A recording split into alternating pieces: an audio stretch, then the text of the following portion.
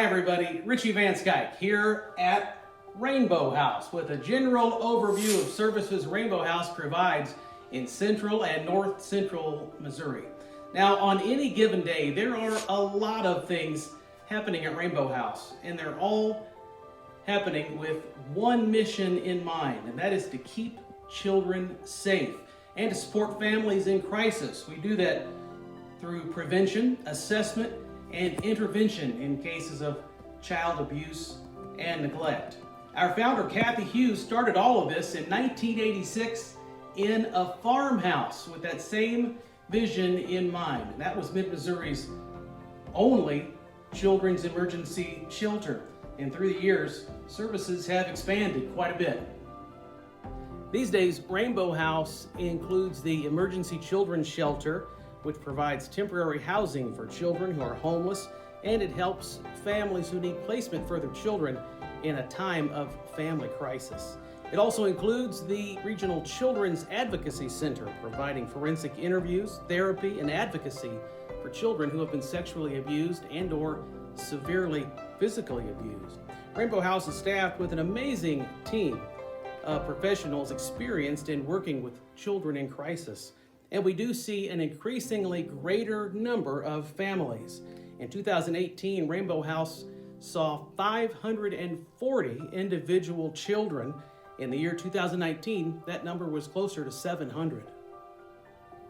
Here, we'll take a closer look at the Children's Advocacy Center, or the CAC. Now, this is not what I do personally. The CAC is made up of extremely skilled professionals, forensic interviewers, multidisciplinary teams, child advocates, and physicians. The CAC, this one, is one of 15 in the state of Missouri, and here at our CAC we serve 11 counties in Missouri. Those counties are Adair, Audrain, Boone, Callaway, Cole, Cooper, Howard, Macon, Monroe, Randolph County, and Shelby County. A child is brought here when there has been a report of abuse or neglect. And this begins a process. It's an entire process of healing for each child and for each family. Members of the team here in the CAC are extremely skilled in assessing each situation, and they work very hard to make children and families comfortable and safe during their visit to Rainbow House. Very often, children visiting the CAC can be reluctant to talk about their story, to talk about what has happened to them. And that's understandable because a lot of times there has been a trust broken. So that's the first and very important step in the CAC, is building trust with that child and talking to them to assess their situation. Oftentimes that starts right here at this handprint wall. A forensic interviewer might stop here to look at the handprint wall with the child. These look just like their handprint. Look at how many there are. Which colors are their favorite? Is there one the same size as their hand? With each child being very unique and each case being very unique, this can help let a child know they are not alone in this process. And other kids just like them have been through the same kind of thing.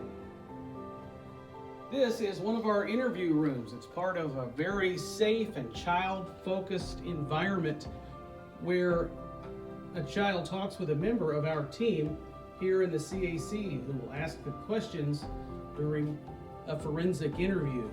Now, we use various methods to make sure these rooms are soundproof, and sometimes that needs to be demonstrated to a child so they can know what they're going to say won't be heard by anyone other than the necessary professionals. The forensic interview is recorded through high quality audio over here, and it is recorded also on video. These recordings, when necessary, are used in court. It eliminates the need for a child to tell the story multiple times, and sometimes in a very different and intimidating setting like court. Every effort is always made for the children to only tell their story the one time. This is one of our observation rooms. This is where a forensic interview can be viewed as it's happening.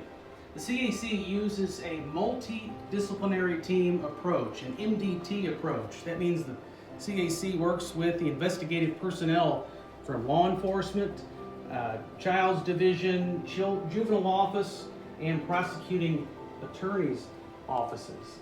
And some or all of these MDTs might be observing the forensic interview as it's happening in one of the rooms like this one. This helps the team coordinate the best ways to respond to allegations of sexual abuse to a child or severe physical abuse to a child, and it helps them determine how to help each individual child. We also have a medical facility on site where exams can be conducted as part of an investigation into cases of abuse and neglect. Rainbow House works to create a very friendly environment for each child, and a big part of that is letting them recognize generalized images of other kids. We want children to be able to recognize images of happy kids who look like them and their friends and their family. Children are brought to Rainbow House by family members and caregivers who can wait comfortably in rooms just like this one while the forensic interview is taking place. Each family will work with a Rainbow House children's advocate, a specially trained advocate who will help the family with necessary services that will take place throughout the process of healing when abuse has occurred. That's a quick look at the Children's Advocacy Center here at Rainbow House. Thanks so much for being here. Follow us on your favorite social media, and you can learn more at rainbowhousecolumbia.org.